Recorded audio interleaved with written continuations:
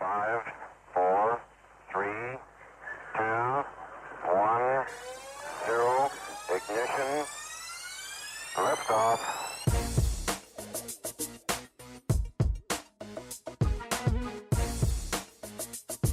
Thanks for joining us on the GHT Overland Podcast, where we visit with overland travelers around the globe, asking them about all the finer details of overland travel, learning from their experiences, passing on their tips, and enjoying their amazing stories from the road.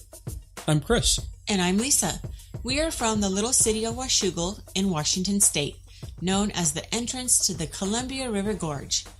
Today's featured guests are Richard and Ashley with Desk to Glory. Yay! An awesome treat for us, and we think you will love it just as much. A young couple from Canada who took to overlanding in 2013 and are about to tell you in their own words, it's not that complicated. Yeah, their stories and insights are just awesome. Let's pick up the interview where Richard and Ashley are telling us what inspired overlanding for them live from the Northwest Overland Rally in Plain, Washington. There was a lot of fun. Yep. Let's get into it. Sweet.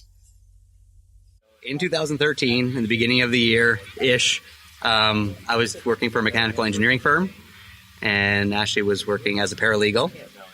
And at the same time, I was doing wedding photography and some other photography on the side.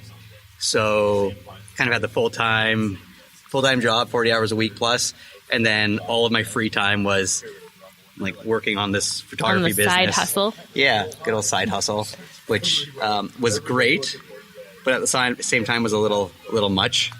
After a year or two of that, it became wearing, let's say. But you were also... Yeah, I had my own side hustle doing a nutrition business. So I was trying to start my own practice while I was working as a paralegal. So, yeah, it was a bit much, and I think we both kind of just got a bit burnt out, and one day just decided that enough was enough, and we had to make a big change in our lives, because we didn't really want to continue in that vein for the rest of our lives, pretty much. The small steps were good, but they were taking a little while, I guess, so it was good to just make a leap. And the cool thing is you actually did something, right? Because a lot of people have been in your same shoes, and they're thinking, hey, it'd be really cool if we go do this, or I really need to get out of what I'm doing, but then they don't take the action to actually do it. Yeah, we tried not to think too much, classic. And we didn't really know what we were doing. We didn't have any money, but we knew we wanted to make a change and make it fast. So it was just, I had read a blog, Home on the Highway was probably the one that stood out the most, with James and Lauren. And they took a 88, 89-ish, I can't remember what year it is, 4Runner, 22RE, 4-cylinder and 5-speed, slept in the back, and drove that to South America. And I was like, oh, that's the way to do it. That's the way to travel. And so I happened to have a 1990 Toyota pickup that was sitting in my dad. Well, it wasn't mine at the time, but it was sitting in my dad's backyard on flat tires and moldy and rusty and worn out. Every vital engine sensor just failed. And I said, that's the perfect vehicle to take. That's the one we're doing. Okay. So it was also kind of funny because Richard one day went to, I don't know if it was it was off-road shop. Yeah, an off-road shop, and found this set of tires, like off-road tires for discount. I guess somebody had purchased them and then didn't pick them up. So they were trying to get rid of them. And this was before we even decided to go on the trip. So it was kind of weird how that happened. Serendipitous. It was serendipitous, yeah. I don't even really know why he picked these tires up, to be honest. They were such a good deal. I don't know. I love tires. They were off-road tires, and they were a good deal. Why not? And they didn't fit. You weren't going to put them on our... We had a newer Silverado at the time, anyway. And they weren't going to fit that. But I was like, you know what? I knew the Toyota was there. But this was before we had even considered the Toyota, which is, I don't know. It was just kind of funny, the whole thing. Yeah. So once you guys decided to do that trip and you're like, okay, we want to make this change in our life, how long did it take you from that point to the point you... 5 months. 5 months? Okay, got everything ready? Fast. So we made the decision.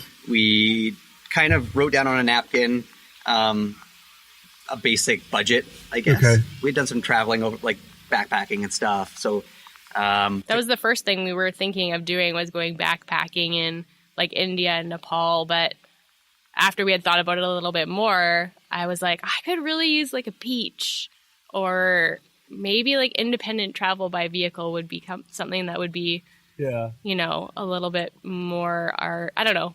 And honestly, we were more drawn to that. And then Richard had been following these blogs. So yeah, but my favorite part was that, honestly, I didn't know that the term overland existed. I didn't know it was like a thing. I didn't know about Overland Expo. I didn't know about any of this industry. All I had known from off-road was just four-wheeling and rock crawling, and like my previous vehicle was a 88 4Runner with a solid axle and a 302, and just like that, just I built things to go play with for a few hours in the bush, and that was it. And then seeing people taking their vehicles and living out of them for a long period of time, I was like, okay, like it's like camping for the weekend, but for a year or two. Yeah. And the other crazy thing was that before our trip, we'd only gone camping for a week straight. Okay. So you went from a week max, right? And then your next long, like when you left that 5 months later, how long was it before you slept in a regular bed again? I'm not sure. Every once in a while we'd end up in a hostel in a city, or so and eventually it's like laundry time. So or back home maybe is the right question to ask, so right? 8 months was the first leg. Okay, perfect. So that was to Costa Rica. Yeah, and then the second leg we went home and worked, or we parked the truck in Costa Rica. Okay, flew home, worked for a year, and then flew back down. And then the next section was a year and a half. Okay. So, yeah. We talked about that a little bit yesterday. You guys parked the truck, and one thing we haven't asked before, but I thought was really interesting. Tell me again, how is it you found a spot in, was it Costa Rica? Yes. To park that for, how did you find a spot? How long was it there? So we heard about it through other travelers. Okay. And we knew of, I think it was the Dangers, another couple that we knew that were traveling before us. Heather and Scott from Heather and Scott's Adventures. Yeah, they had parked there as well. So I think just through the community and Facebook pages or blogs, we heard about the what's it called, the storage facility that was people were always parking at. Yeah. And the vehicle was there for a year. Yeah, I think it's like 5 days less than a year. Yeah, 5 days less than a year is how long. Was that like the max time you could have parked there? Yeah. Okay. Yeah. You didn't call that close. No. It got a little close when there was a volcano that erupted, and we got delayed in Houston. Oh, okay. So at that point, we're getting a little nervous. And then was there a holiday or? And then Santa Samana or something. I can't remember. But some holiday. It was fine. So tell us about the current vehicle you're using. Yeah. So we took that trip in a 1990 Toyota pickup, bare bones, 22 RE, 5-speed, super underpowered, rooftop tent, and it was. I think it was the greatest tool for the job. It was cheap. The whole point of that was to build something for, like, I think we spent about $8,000 Canadian on it, so like $5,000 or $6,000 US, and had no issues, no real major issues the entire time. But the whole point was just to be able to, like, if something failed, if it got in an accident, if anything happened to it, if it burst into flames, we could just walk away, take the license plates, walk away. And we knew that Toyotas were fairly common, especially in those years along or throughout Latin America. So yeah, parts were always on the shelf if we had mechanical. And Richard can do quite a bit of work on vehicles, so the less electronic parts we had, the better for that trip. But so now we upgraded. Yeah, so as soon as slightly. as soon as we got back to North America and we're like hitting freeways and stuff more often, and we decided, well, it took us 2 years to actually pull the trigger, but upgraded to 2008 Tundra. So it's still 10 years old, but feels luxurious to us. Air conditioning. If we had air conditioning in Central America, how good would that have been? Yeah. So that's the big thing. We have 3 times the horsepower, same fuel economy, and we put a Go Fast camper on it. So we have a little bit of indoor living space. Go Fast camper. What else do we do? BFG KO2s and method wheels and old NW suspension, which is the same that we had on the other truck. And just trying to keep it pretty simple, but as capable as we need it to be, and without spending too much money. And it's still like in progress, the build, but Oh man, Pretty happy with what you've got so compared happy. to what you Very came from. comfortable. Yeah. Yeah. It's Which still- means a lot, right? When you're making that many miles, you want True. something capable off-road, but Yeah. you want to be comfortable at the same time. Yeah, we put 8,000 or 9,000 miles on it since we got it, and that was 6 or 7 weeks ago. Okay. So, So you've been trucking. we've been moving. Literally. Yeah. All of a sudden, like 85 miles an hour on the freeway with air conditioning on is a thing we can do. Like, whoa. Yeah, This so- is different. So we hammered. Yeah. So just recently been able to like hammer down to Moab, or well, at least southern Utah, and spend a few weeks down there. And it's nice that we don't have to spend a week getting there. We can spend 2 or 3 days getting there. There you go. And spend extra time Yeah. in that area. It's been great, Yeah, it's nice to be able to go the speed limit. and not be exhausted when we get there. Yeah, it's kind of like the sea of tranquility inside Yeah. the cab now, which is nice. What is the one thing you value the most either in or on your vehicle? So we also put a Dometic fridge in it. The fridge is always key. We really like having a fridge. Yeah. That was actually the first thing we did. Was It's just throw that in the true. back seat, plug it into the cigarette lighter, and be able to have fresh produce. Yes, that's nice. Is that like the first thing you'd recommend that other people do? It was mentioned last night at the campfire. Like, what's the first thing you would upgrade in your vehicle? It's so difficult to say because it depends on the person and what they're doing and how long they're going for and what vehicle they have and what why they're using it and how they're using it. And And recently we've done some traveling in 100% stock trucks. And so we went to the Yukon in a stock Tundra. I just got back from Baja. Well, it's been like 8 months now, but I took a stock Tacoma down there. And for that, so it all depends what you're doing, because down there, I really wish I had put different tires on it rather than stock tires, because we didn't have any issues, but I was thinking about it the entire time. We're on gravel for hours and hours at a time, or like sharp rocks or anything. Like just taking care of like the sidewalls was my priority. Okay. So having an upgrade for tires would have been key, and fridge would have been great. So when we're in the middle of Baja and it's 30 or 35 degrees Celsius, some cold drinks would have been good. So it all depends what you're doing. But a stock truck all the way to the Yukon and back, and we were just staying in Airbnbs along the way because it was February and freezing. It was. Did you have like a heat source for your rooftop tent? No, Okay. just ourselves and some good sleeping And bags. good quality sleeping bags. And we had what is that flat? It's like a mat, We had a 12 like a volt. flat. Yeah, I don't know heating what pad. it technically Did you is like called. that? I liked good. it. We used Yeah. it we would just put it under the sleeping bags, turn it on, heat up the sleeping bags, and then turn it off. So it just warms up the down. And then we were fine. And I think we were in, Bolivia. yeah, I think Bolivia was the coldest we were in. And that was like, we woke up and our water bottles were like, the water was frozen. So obviously it was below freezing, but I don't know how much. Okay. And we were fine. So. Yeah.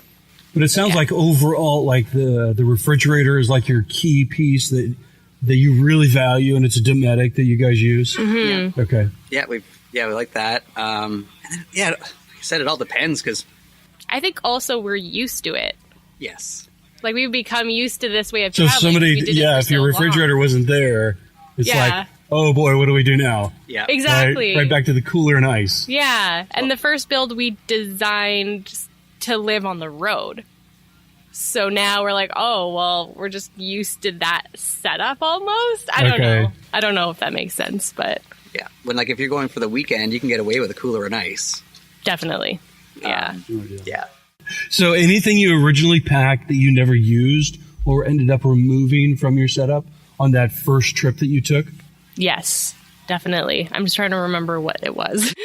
For me, it was the annex for the rooftop tent. My biggest thing with the setup, with setting up camp, is I want to minimize the amount of time it takes, Okay. and or for packing up as well, and just having that added annex room just wasn't necessary. We set up once or twice. Well, I set it up once or twice, and We were usually moving, I wouldn't say at a quick pace, but we weren't usually staying in one place for a week and not moving. And because the tent was attached to our vehicle, we had to, anytime we wanted to leave, we just pack it all up. Okay. So having the annex on kind of Yeah. was more work, I guess. Yeah. If somebody was staying in one place for a week and they wanted a changing room and they wanted all that, it's great. Mm-hmm. But for the way we were traveling at the time, it just took up quite a bit of space in our little truck and took a lot to set up. But I'm trying to remember what else. they're very I know we took stuff home and we're like, ugh, but I can't remember what it was. Dutch oven again. At one point, we were like, "This is the greatest thing," and Yeah. then What was It's just that? a pain. Dutch oven. Oh, okay. Yeah. Because it's so heavy. So it's Yeah. so heavy. Yeah, it takes up a lot of room. Yeah. So We didn't use it as much as we probably should have. But also on the other side of that, like the flip side of that question, there were some things that we left without that we would have.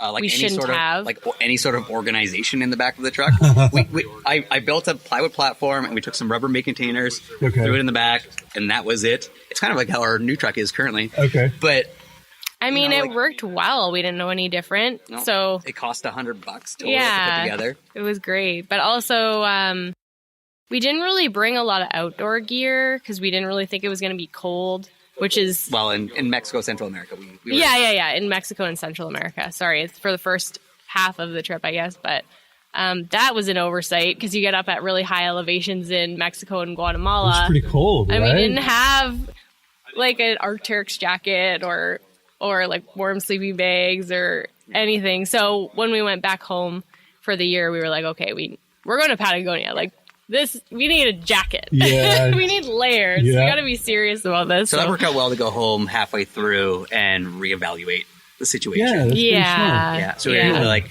upgrade all our trekking gear. Same thing, we realized like, our trekking backpacks are too small for the way we want to travel. Because that was the main thing when we got down to South America was to hike and trek as much as possible. I think we were hiking for a total of 30 days out of the 12 months we were there. So Oh, okay. Yeah, we hiked a lot. we hiked a lot. And so it was like, okay, when we came home, get some backpacks, get some sleeping bags, and some decent outerwear. And we knew the weather was going to be a little bit more volatile down there anyway. Sure. So, yeah. Okay, cool. So what are maybe 2 or 3 of your top destinations that you've been to, along with a little bit about what made them so special for you? 2. Okay, I'll start. Yeah. Okay, so Baja is always a favorite. Okay. I think for us, it was the very start of our trip. Okay. And it was first time crossing a border, and just the unknown and the excitement. We traveled with friends at the time, so it was fun being able to share the experience with them as well. But you cross the border from San Diego and Tijuana, and everything changes. Okay. Like culture's different, food's like everything about it is different, and it's fantastic. I love it down there. Been down there since, and it's just crazy because like it's like Mexico, but it's also a little bit like the Wild West. The food is amazing. People are so friendly. Great. I've been down for the Baja 1000, and so that whole experience as well is. It's tough to That explain. looked pretty epic. Yeah, it's. Because you had that on YouTube, right? Yeah. Yeah. Yeah, I did a 12-minute documentary with Toyota Canada actually last year. And the beaches. Yeah, if you want to, are just go amazing. hang out on the beach and don't spend like free camping more or less. And people like fishermen will come by and bring you fresh fish. Other people come by and bring like fresh water or fruit, like any other produce you need. Yeah, So there's you can- always a car coming, bumping down the road into the campsite on the beach with their back of their vehicle filled with a bunch of veggies or produce or I think pizza one time or it's great. Yeah. So and of course, like it's inexpensive too. Like we spent 5 weeks in Baja and spent $1,200. Okay. Fuel, food, accommodation, everything. So Okay. it's pretty inexpensive. Cool. So Baja, what else? I would say Bolivia is the other country I really liked. It's just very diverse in terms of the scenery. So we did all sorts of things there, from going to hot springs with views of epic volcanoes and, of course, the salt flat, the Salar de Uyuni. The 4 to 5 day off-road Lagunas route, which is probably one of the most epic things we've ever done. With the 474-ish kilometers off-road, over a pass I think we hit 15,500 feet of elevation driving. Oh, wow. Super high and elevation. into Chile. Yeah. So you cross and you're like this remote border crossing, middle of nowhere, dirt road. And there are these turquoise lakes and red lakes and flamingos. And Oh, really? I don't remember if there were guanacos or not, probably. But anyway, it was So that was really neat, right? really cool. Really beautiful. What else did we do? I feel like we did those were the highlights anyway in Bolivia. It's just a very different It's fairly small country and experience. super diverse. And then if you want to, you can go to the, I think they have part of the Amazon jungle on the one side. So you're going from the Altiplano at really high elevation, and then you go on the other side of the country and it's jungle. So there's a lot to see and a lot to do there. I know that we didn't drive there, but Jordan is still one of my favorite countries I've ever been to. True. Yeah. And the third thing that I would like to add, even though you said two, is Mount Fitzroy in Patagonia. Yeah, El Chalten, all that El area. Chalten, yeah, it was absolutely amazing. So the Fitzroy Range, it's like the mountain on the emblem of Patagonia, the brand. It's just so beautiful. And the hiking there is fantastic. So we had a really good time there. Yeah. And the drive into town. You just see the range of the Fitzroy Range while you're driving into town, and it's just massive and stunning. That's going to be pretty amazing. Yes. Okay, cool. Tell us about your current kitchen setup and something you might want to change about it. Okay. Yeah. So in the previous truck, I built it. It was in Ecuador. I built this, but I built a 6-foot long drawer. That ended up being about 3 feet wide. That held all of our kitchen, anything we needed at a moment's notice. I could just open the back of the truck, pull out the drawer, and access like jet boil or Primus stove or whatever it was. All the pots, pans, utensils, and so we could just like pull over on the side of the road, make some food, and continue on. So we will probably aim to do something like that in this. We always cook outside, and we plan on cooking outside even with the Go Fast camper. Just keep the smells out of the camper and so on. So what kind of stove do you guys use? We have a Primus. Yeah, just propane stove. And are you Propane, happy with that? Is there anything? It's been good, and I really like the propane. Just super straightforward, clean. We took a 5-pound Propane tank down to South America and never had a problem filling it. Oh, perfect. There's propane everywhere. I know some people went with the dual fuel stove, but just like it's messy. It's kind of dangerous. I think we had a Coleman for most of our trip. Yeah, we had the old Coleman. The old one that we used for trip. camping. And it was super reliable and great. Cost $35 when we got it. Yeah, it was great. I like the Primus, though. It's easier to... It's really easy. Yeah, the electronic ignition is super great. So what was a favorite recipe for you guys during your trip? That changed depending on where we were. Yeah, because no matter where we were, the markets changed and the availability of produce changed. It always seemed like breakfast was... I don't think we ate anything consistently. No. The breakfast were kind of normal eggs and whatever veggies were available. Any good stories on picking up either produce, eggs, milk, meat on your trip? We always tried to hit the local markets. Yeah. Those always have the best variety and good quality of produce. Because especially in, I think it was Peru, they just have so many open air markets there. It would be like our equivalent of a farmer's market. And they're just giant. And you can have all sorts of different types of produce because in some areas of the country they're growing tropical things, and then some areas they're growing things like we have, here. Okay. So you're getting like broccoli, but then you're getting also like mangoes at the same place. So you're just amazing. Awesome. Same with Mexico, actually, in certain places. Yeah. Those were our favorite for sure. Lots of good food. Oh man, street food in Mexico. By far. Mexico had the best food out of all of the countries we went to, for sure. Yeah. How did you do your laundry on the road? Did you use laundry mats or hand washing? We usually did both. Okay. Depends where we were. Depending on what was available. Exactly. Yeah. So Baja we hand washed.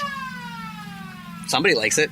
Somebody likes hand washing. Yeah, totally. Yeah. And then we usually use laundromats after that. It just depended where we were. Yeah, if we were in a city, we would get laundromat. And like for Mexico, it was great because for hand washing was great because it's dry, it's hot. You hand wash, hang it up to dry, and it's done. Same as like southern Argentina and some other places where it's like extra dry. But Central America, there's no way you're going to dry anything. No, it's too by damp. hanging it on the line. So Okay. yeah, usually we'd end up in a city every handful of days or week or whatever it is, and kind of do a reset and just like bag of laundry, hand it in, a few bucks. I've had more than one person tell me after they had gone on their trip or during their trip that the best advice I gave them, it's usually women actually, was to pack more underwear than you think that you need. Okay. Like way more. Because either you can't get the stuff that you like down there, or you're like, oh, I just ran out. And so it's always nice to have. Yeah, and it doesn't take up a lot of room, as you can. right? Exactly. Okay. So like, that was your best advice. I'm like, great. That's your legacy. That's my legacy. Hey, if there's a legacy to have, maybe that's not so bad.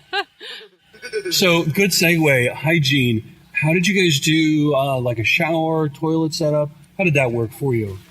We almost always Camped in a we're at a campsite. campsite. Okay. And I think just the way that the whole trip down through the Pan American Highway, they're like Overlander specific campgrounds or they're not even campgrounds. They're just sites where Overlanders park and they have a bathroom with a shower and a toilet. Yeah, and we always aimed for those just because it was simple. It was really easy, usually inexpensive. It was a great place to meet people and get ideas of where we're going. And it took, well, they're and we were in the rooftop tent, so we weren't like trying to be heroes and go and like boondock for 3 weeks straight, you know? Yeah, sure.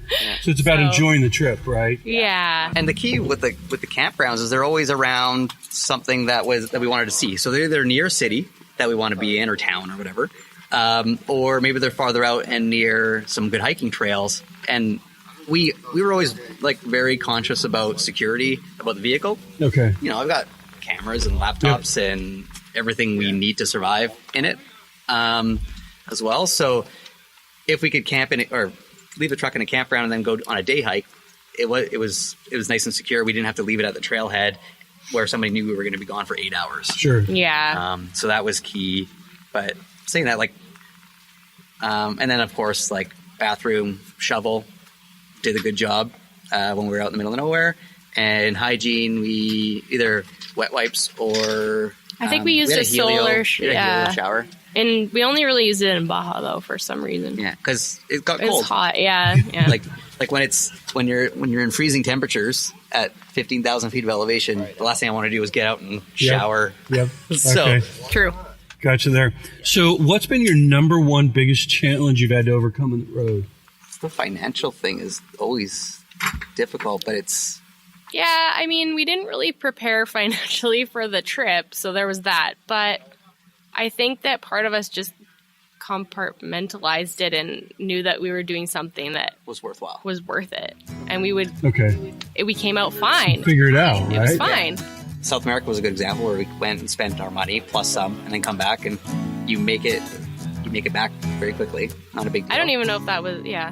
I don't even know. I can't even think of anything. I would say coming back home was a bit challenging, just getting used to living in North America again after being gone for so long. It's interesting that the getting used to living on the road took no time whatsoever. So I think this has been the one time that we were able to stump somebody on what challenges they had on the road. Yep, that was the first. They were absolutely stumped. Well, and they were stumped, but I mean, they came up with an answer, which was equally as interesting. That their biggest challenge was coming back to North America, like to life as all of us know it. And Richard said, the crazy thing is acclimating to life on the road was like a snap. But integrating back when they came home was difficult. Super fascinating. What a lot of really great information that they just shared with you. So I hope you guys enjoyed that as much as we did. We'll be back. Yes, our interview with Richard and Ashley with Desk to Glory is our longer format interview. So we split these into 2 episodes for your downloading pleasure. Don't worry, new episodes are released each Thursday. In next week's episode, we're going to talk about life on the road, border crossings, navigation and communication, safety and security, which is a little creepy because they read my mind, is the next subject was safety and security, and they brought it up before I did. They're a pretty smart couple. Yeah.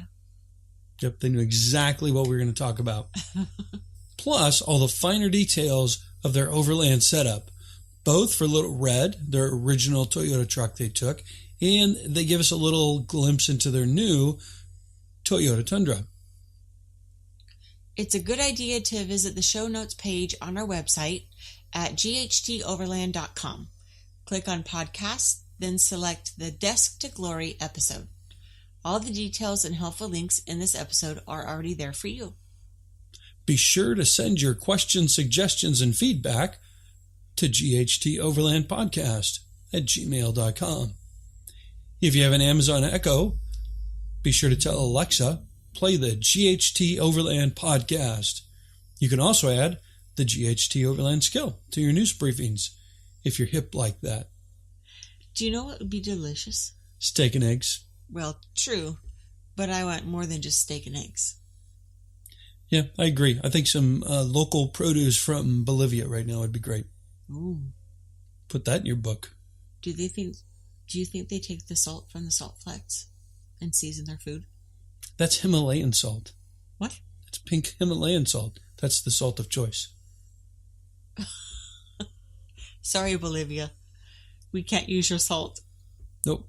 If you have the perfect Overlander recipe, something quick, easy, and delicious, or something that you think is worth any extra effort for special meals on the road, send them to ghteoverlandpodcast@gmail.com. Include your information, name of the recipe, and a picture. Pink Himalayan salt or not. Yep, your choice. Better have steak and eggs. Yeah.